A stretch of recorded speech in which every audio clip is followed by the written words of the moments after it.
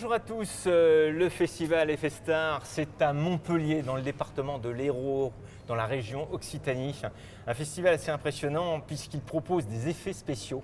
Et je suis avec, comment doit-on vous appeler, des êtres suprêmes, des dieux, des organisateurs, des présidents du comité d'organisation. Qui es-tu ? Je suis Thomas Renz, donc j'ai créé le festival en 2004, voilà.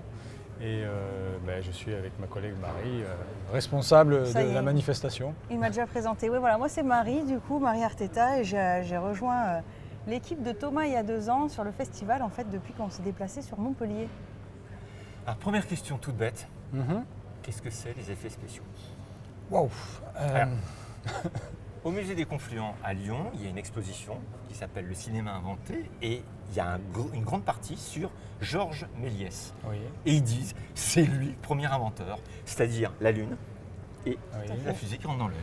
Qu'est-ce que c'est ? Alors, qu'est-ce que c'est aujourd'hui ? Et puis on reviendra sur l'évolution. Qu'est-ce que c'est ? Les effets spéciaux, c'est simple. Maintenant, il y en a dans tous les films.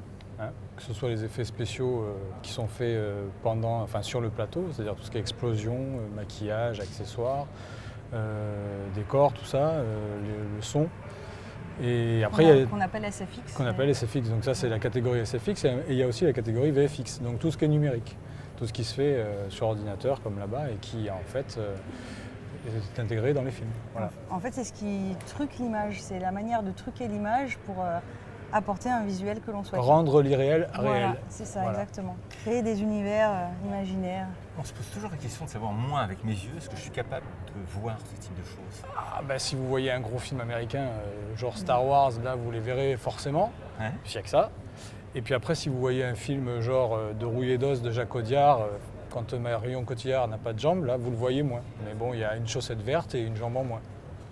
D'accord. Voilà. Okay. Mais il y a une notion de montage, il y a toute l'informatique qui se développe. Tout à fait. Oui, après, c'est... Il faut savoir, dans un film, énormément de choses sont truquées, en fait, même si le grand public n'y pense pas forcément. Le moindre maquillage, le moindre coup, le moindre bleu, la sueur, enfin, vraiment, tout est truqué dans un film. C'est ce qu'on appelle les effets normaux, après. C'est-à-dire, si vous devez déplacer un poteau électrique, mettre une maison, mettre un matte painting parce qu'il manque, je sais pas, une usine en arrière-plan. Un matte painting, du coup, c'est ce qu'on a en fond d'image. Ça va être le décor en fond d'image. Attention à vous. On se demande s'il y a encore du naturel qui se fait là-dedans. Franchement. Ça, c'était un effet spécial. Ça. C'était pas prévu. Ah oui, c'était prévu spécialement. C'est vrai que les gros films américains, il y a énormément de scènes qui sont tournées uniquement sur fond vert. De toute façon, ça, on s'en rend compte dans les making-of et tout ça. Les mecs sont en costume, pendus par un fil, et puis ils font toutes les actions dans une boîte verte. Sur fond vert, soit intégré, soit un décor. Même carrément, maintenant, c'est carrément l'armure. Le personnage a juste une tenue verte et on lui rajoute les pièces. Iron Man. Robert Downey s'est baladé avec juste des épaulettes, quoi, par exemple. D'accord. Tout le reste, c'est un pyjama. D'accord. Donc ça veut dire que c'est après qu'on dire que... Tout à fait, c'est en post-production. Pourquoi Montpellier ? Montpellier. En fait, quand on l'a créé en 2004, le festival... non, deux secondes. Oui. Il y a eu avant 2004, je crois. Tout à fait, oui. Lycéenne, collégienne, étudiante ? Avant 2004 ? Oulala. Et puis moi, je suis arrivée ici en 2015 sur le festival. Donc du coup, il s'en est passé des choses. Ouais, en 2004, j'étais encore lycéenne. D'accord. Voilà. Et depuis, il y a eu tout un parcours dans le cinéma. Enfin, j'ai une double casquette en ce qui me concerne dans le marketing et puis dans le cinéma. Et puis j'ai toujours voulu... dans le fond, travailler avec les personnes du cinéma, avec les personnes des effets spéciaux. Donc en parallèle, je travaille dans un domaine qui n'est pas très éloigné, puisque s'il s'agit du jeu vidéo, je suis actuellement chez Ubisoft. Et après, qui est à Montpellier, d'ailleurs, il y a un studio à Montpellier, voilà, tout à fait. Et c'est vrai qu'après, j'ai croisé le chemin de Thomas grâce à des étudiants que je suivais en communication. Et puis la passion commune a fait qu'on a développé ce festival ensuite ensemble. Voilà, donc moi aussi, moi c'est surtout parce que je suis un passionné de cinéma. Il y a un moment donné où j'ai voulu rentrer, faire une école et tout ça, ça a été un peu compliqué parce que je déménageais chaque année. J'ai réussi à faire un cursus cinéma audiovisuel à Paul Valéry, ce qui ne m'a pas du tout intéressé en fait, parce que c'était le Georges Sadoul et que je trouvais ça très limité.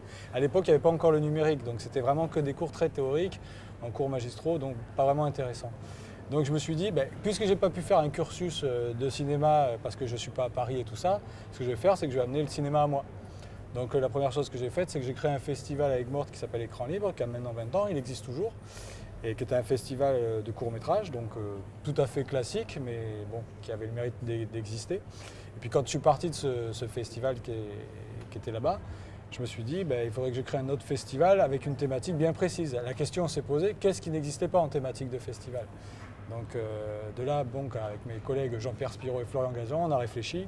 Et suite à une conférence qui avait été faite comme ça, un peu par hasard, sur Matrix, c'était à l'époque où Matrix sortait, on avait fait venir un jeune qui travaillait chez Buff, donc la boîte de Pierre Buffin, qui était originaire de Lunel, qui est venu pour une soirée montrer ce qu'il avait fait sur Matrix.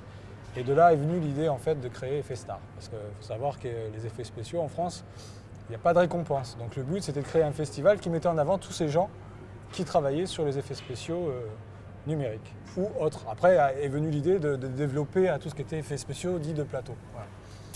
Ça aurait pu être fait à Paris, pourquoi Montpellier? Parce que j'étais originaire de Montpellier et donc forcément...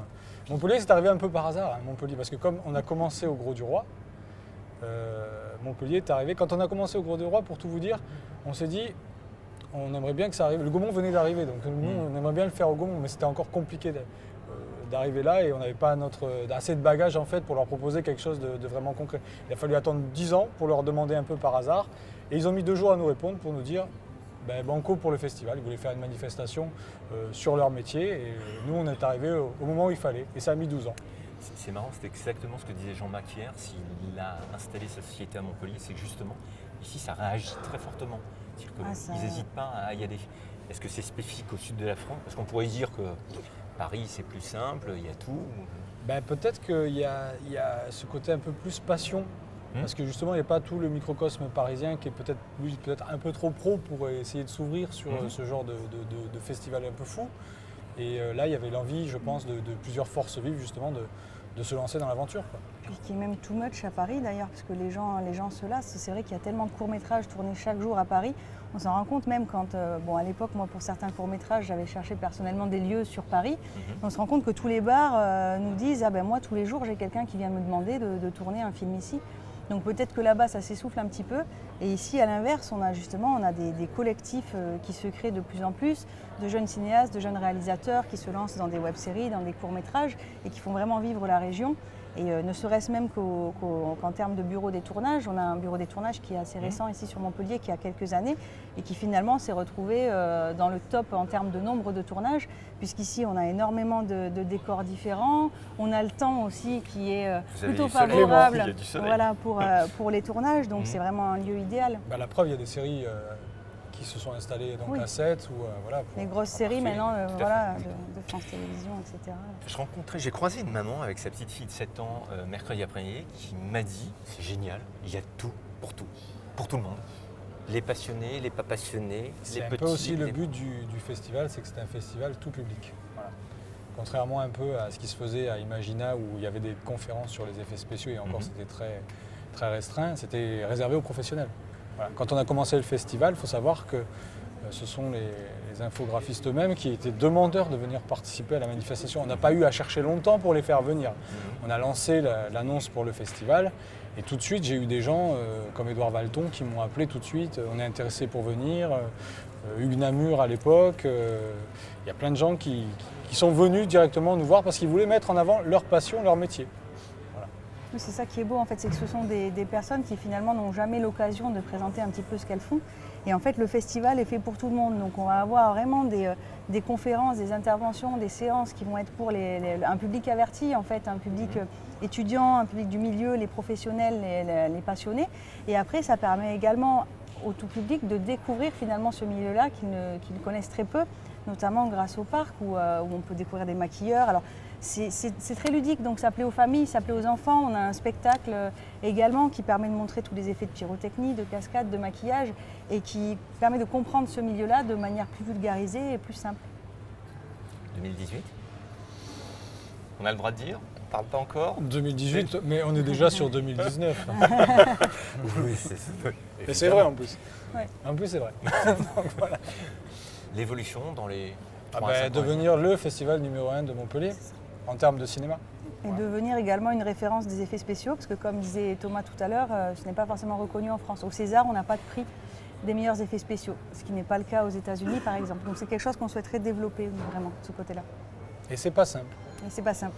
Pourquoi ? Ça fait peur ? C'est très compliqué, parce qu'on est dans un pays qui n'a pas cette politique de l'effet spécial. c'est pas évident. Oui, on a une culture tout autour du On est très cinéma cinéma, art et essai. Voilà. c'est Donc ça. là, nous, on est en train de défendre. Et alors, c'est pas forcément le cas.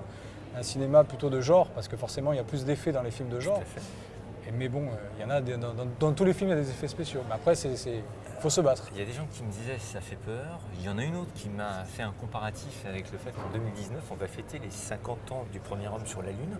Et c'est là où est apparue la micro-informatique. Il y a gens qui disent ça va trop vite. Oui, c'est un peu ça. De toute façon, les effets spéciaux, c'est en perpétuelle évolution. C'est-à-dire ça. qu'il y a des nouvelles technologies. Parce que là, on parlait de réalité virtuelle, alors que maintenant, Exactement. c'est de tout. Après, il va y avoir la 3D fait relief une sans technique lunettes. de Ah non, qu'est-ce qu'il fait? Voilà. Ah oui, si. Puis ça Et va si, aller beaucoup plus vite qu'on avec pense. Avatar 2 et 3, il va y avoir C'est la 3D relief sans lunettes. Tous les cinémas vont être obligés de se rééquiper. Et ça commence en janvier. Voilà. Donc on peut penser que l'année prochaine, on aura un travail sur la vue, pour justement différencier Oui, tout ça. là on essaye en fait, et on le voit aussi ici au Gaumont, c'est qu'ils essaient en fait d'impliquer au maximum le spectateur. Là, ils ont créé la salle 4DX où vous pouvez avoir justement être en mouvement en même temps que l'image, avoir quelques effets qui vous intègrent un peu plus dans l'histoire. Donc oui, le cinéma tend à aller vers ce genre de choses, même si ça reste quand même une image, un écran, et voilà. On n'est pas encore dimanche. Qu'est-ce qu'il faut que je fasse? Il faut que je vienne et que je dorme ici, que je sois là. Je pense que c'est une bonne Oui, c'est idée une de bonne venir chose. dormir ici parce Il y a qu'il de se la passe place tout pour le temps dormir. des choses, toute la journée. Est-ce qu'il faut qu'on ait... Je sais que pour les enfants, il y a E.T., je crois, qui est remasterisé. Oui, qui il y passe a dimanche. E.T., il y a Ghostbusters, il y a la famille Adams pour les enfants, c'est vraiment idéal. Et Il y a- puis Il y après, en a pour tous les goûts. Voilà, on en a pour tous les goûts. On a des films cultes comme Les Incorruptibles. Enfin, il faut vraiment pas hésiter à venir. Spartacus. Il y en a pour tout le monde. Oui. Spartacus aussi. Ouais. Bon, Parce que même à l'époque de Kubrick, il y avait des effets spéciaux, donc forcément, c'est pas nouveau. parfait. Que dire d'autre? Bien les nombreux. C'est une très bonne conclusion.